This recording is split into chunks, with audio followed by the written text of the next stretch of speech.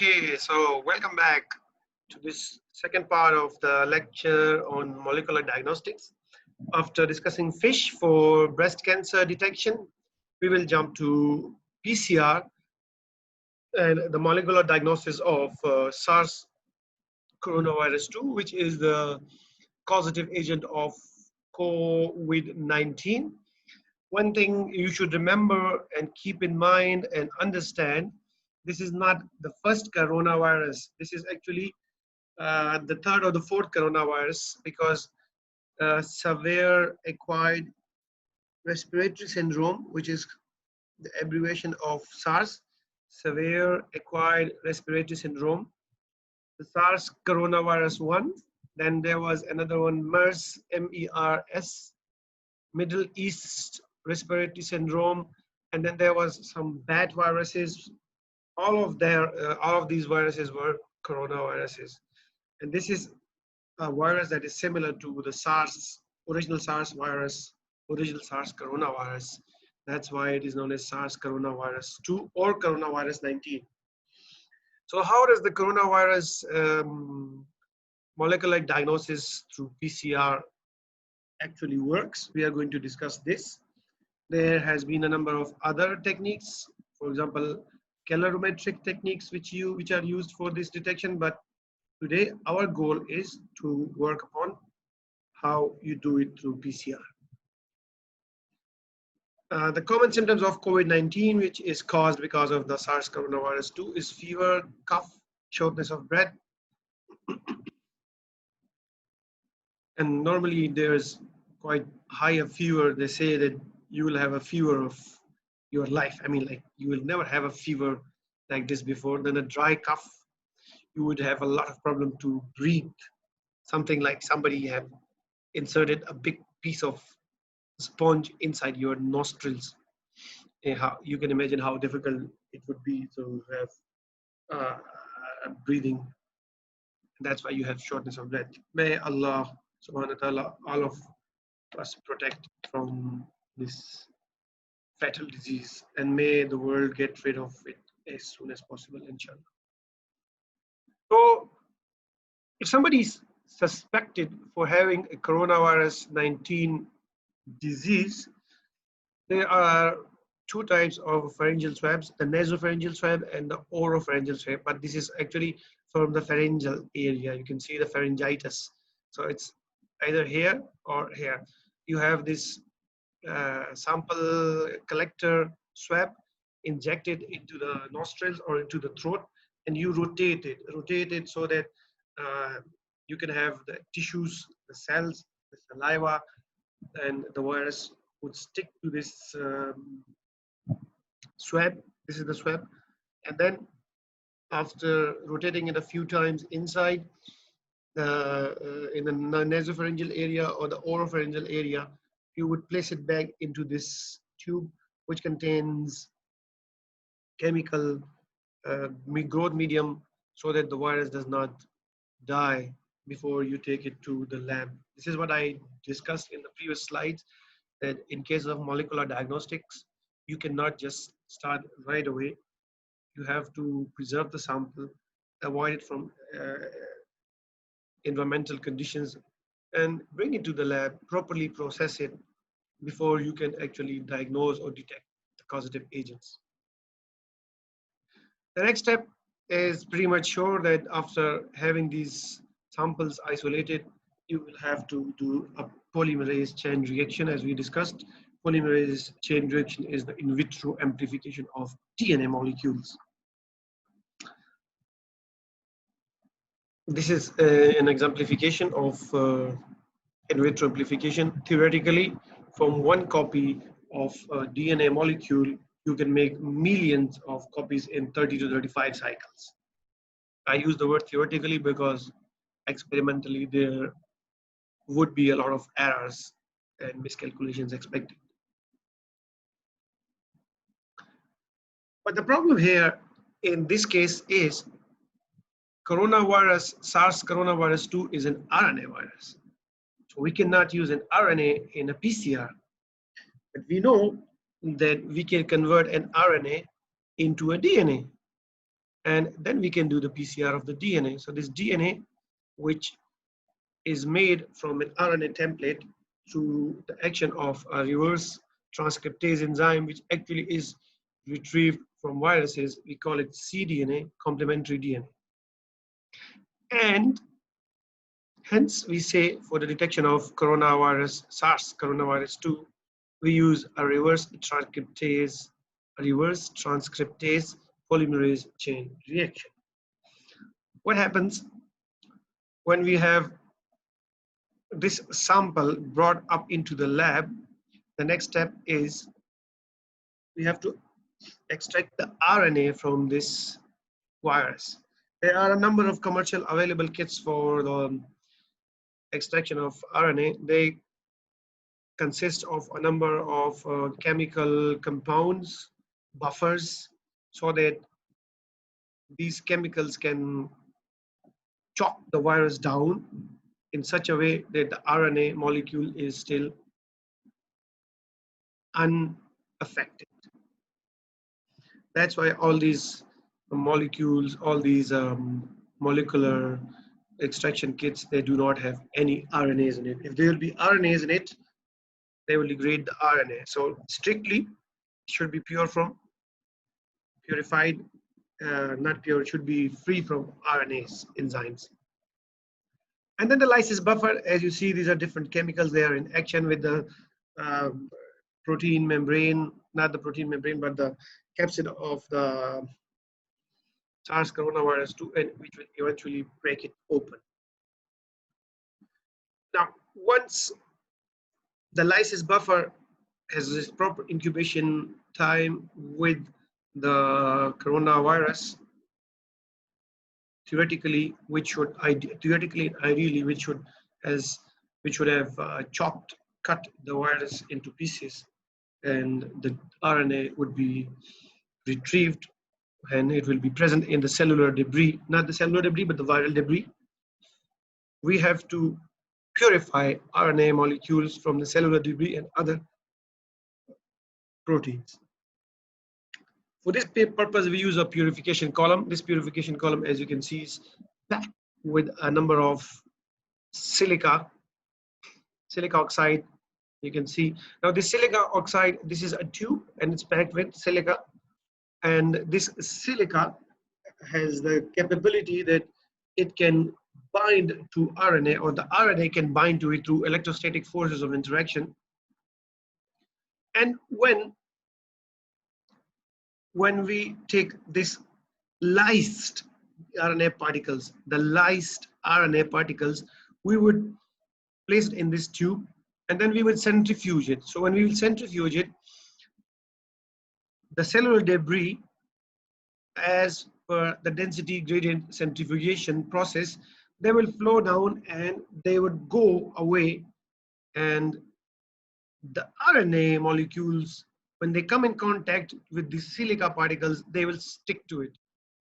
So the cellular debris, it will not be sticking very efficiently to these silica particles, but the RNA particles, they will stick really good. Some of the cellular debris will stick to and will get trapped in between these silica beads, micro nanoscale beads. But the majority of the protein debris would wash away. The next step would be actually using a wash buffer. So what will the wash buffer do? Remaining, let's suppose 85 to 90% of this viral protein debris is washed away, but there's still some traces left and stuck and trapped. Then the wash buffer will make sure that everything is gone. And as you can see in this image, when you have the wash buffer, you would also repeat 3 times with the wash buffer and centrifuge. So due to the density gradient centrifugation, all the viral protein debris would wash away, and only the RNA molecules would be left sticking to the silica beads. The next step is to harvest or retrieve these RNA molecules from the silica, and then for this purpose, there's another chemical compound which is known as the elution buffer. With the elution buffer, what will happen? all these local interactions between the RNA molecule and the silica gel would be lost, and eventually we will have the RNA molecules released. So we have a pure RNA molecule now, and we can start with the RT-PCR method. Now this is very important. Whenever we do RT-PCR, we have a master mix. So the master mix is actually the reaction mixture, which is a combination of the reverse transcriptase enzyme, the DNTPs, the forward primer, the reverse primer, and the DNA polymerase, and then there's an extra bit of molecule here, Tachman probe. So remember this Tachman probe, we will discuss it in next slide. These are 3 genes for which the markers are used. So we call it the F primer, the R primer, and the probe, and the RDRP gene, the E gene, and the N gene. So these are the 3 genes for which we have the primers. These 3 genes are present in the SARS Coronavirus 2, and these are the sequences of the primers. Amplification of these primary genes would confirm that there is coronavirus present in that particular patient. So what happens in reverse transcription? This is an RNA molecule. As you can see, there's a uracil here, there's another uracil here, and there's another uracil here, and there's another uracil here, which means this is not a DNA molecule. So whenever we have DNA in place of uracil, we will have thymine. So now this part of the strand, this is in RNA, the viral RNA, and now this is the reverse transcription in process, which means from this RNA template, a DNA is being synthesized.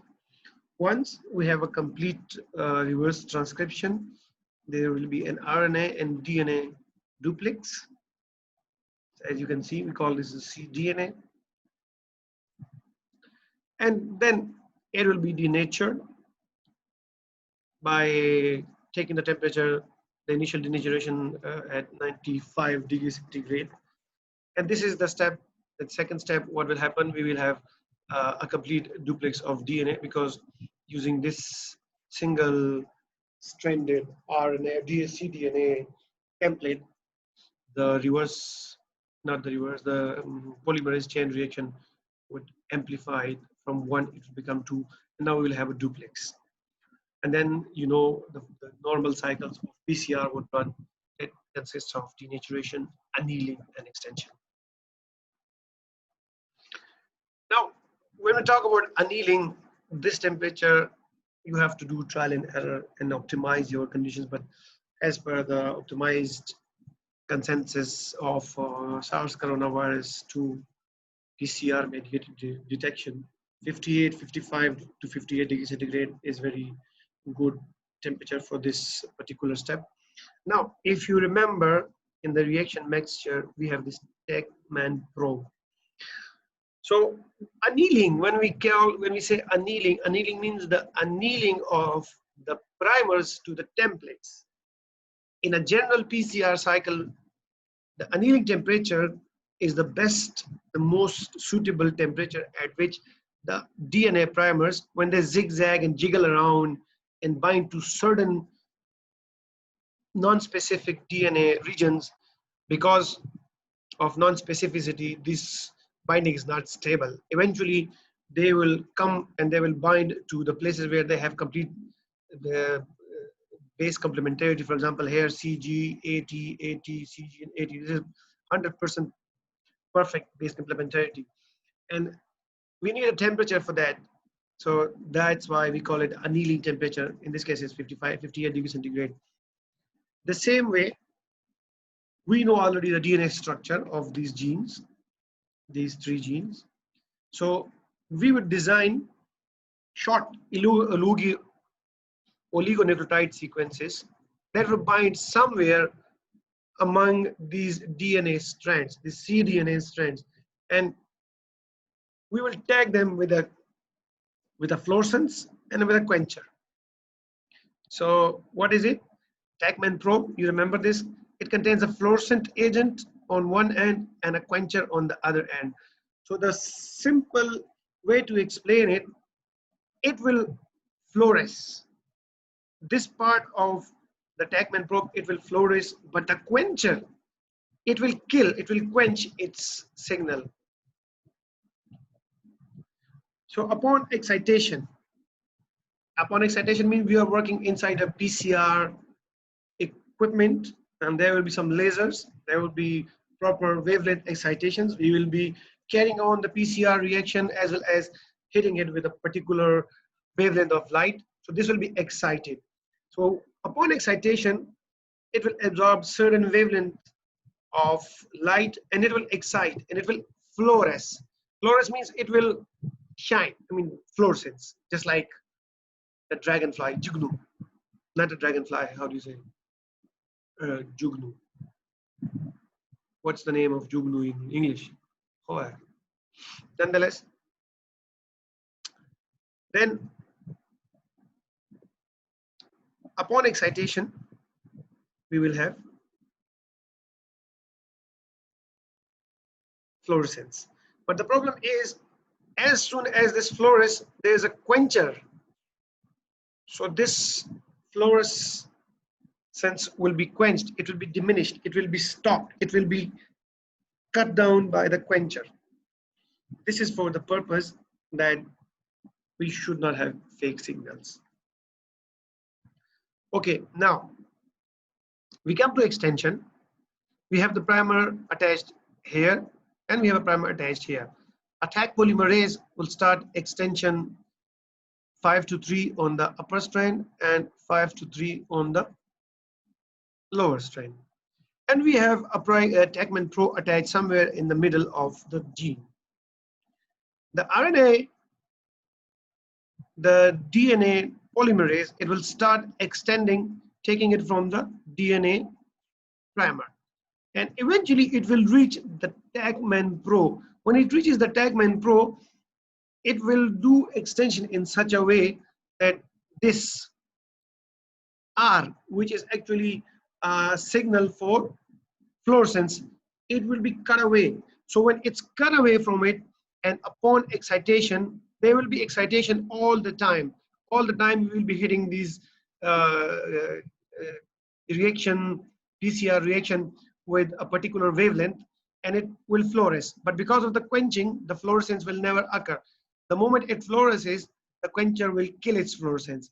But now here, it is now away, it's cut away and not together anymore.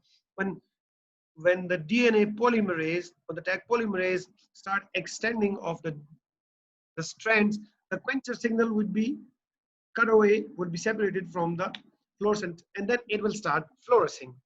Now, whenever this happens, this means there's a positive amplification. How does this represent that it's a positive amplification?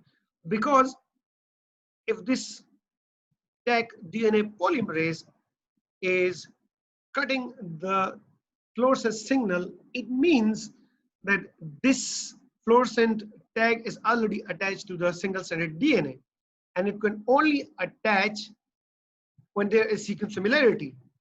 And if there is sequence similarity, or if there is base complementarity found to this Tagman Pro, this means the gene, the viral gene is there. And upon extension, if the fluorescence is being detached by DNA polymerase, this means a positive amplification. So this, along with the fluorescence signal, is actually a clear sign that there is virus DNA, and if there's virus DNA, there's virus infection. Now, this is a quantified PCR, because the more the number of copies of DNA increase, the more the signal. So you see, with one strand, there's one signal. With two strands, there'll be two signals, and with three strands, there'll be three signals. Now, the more the copies of the amplified DNA are produced, the more the fluorescent signals will be detached and the fluorescence signal would be increased.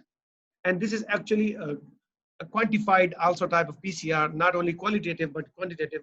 In qualitatively, you see there is amplification being on, which means the primers and the Tachman Pro are perfectly corresponding to the RNA molecule that was given, and then the RNA was of course converted to cDNA. But not only this, the amount of the signal from the fluorescence will also tell you about the quantification. So this is how the inside part of the PCR machine would look like. So you have an excitation filter. With this filter, you can actually change the wavelength. This will go through a mirror and it will be focused on the PCR plate. From here, it will be reflected back and there will be a reflector. And again, it's a mirror. It will divert this signal towards another emission filter, and from the emission filter, this will be again filtered so that the CCD camera can detect it, and eventually this signal will be given to us in the form of the measurement of the fluorescence. For example, this is the PCR tube, and you can see there are fluorescence going on, and we will have a signal. And you would see with the after a few cycles, the fluorescence would increase eventually. And this will tell you a positive result because there are a number of fluorescence molecules, Tachman Pros are being detached. It means the DNA is responding very well to the, not only to the probes, but also to the primers. That's why we have a higher number of amplification. If there will be non-specific amplifications, the non-specific amplification would never give result in such a high, such a steep curve. So this is how we detect the RNA virus, SARS Coronavirus 2. You can also avoid these steps, and from here, I mean, you do not have Tachman Pro, you can just amplify them and then you can run them on gel electrophoresis then, and then you would see how much is the size, are the sizes of these primers, and then using a ladder in electrophoresis, gel electrophoresis, you can somehow detect if the virus is there or not, but that's not a real time. That takes a lot more time, a lot more energy, a lot more resources. In this case, it's relatively faster and it's real time. PCR reaction is going on, and at the same time, you are seeing real time if there's any amplification or not. And before you have completed the whole cycle, 30 cycles or 35 cycles, you already somehow know that there is positive amplification going on or not. So that will be all for today. And we have only 3 more lectures left, and by the end of Friday, we will be done with our course. So I see you tomorrow in the interactive sessions. Until then, take care. Allah Hafiz.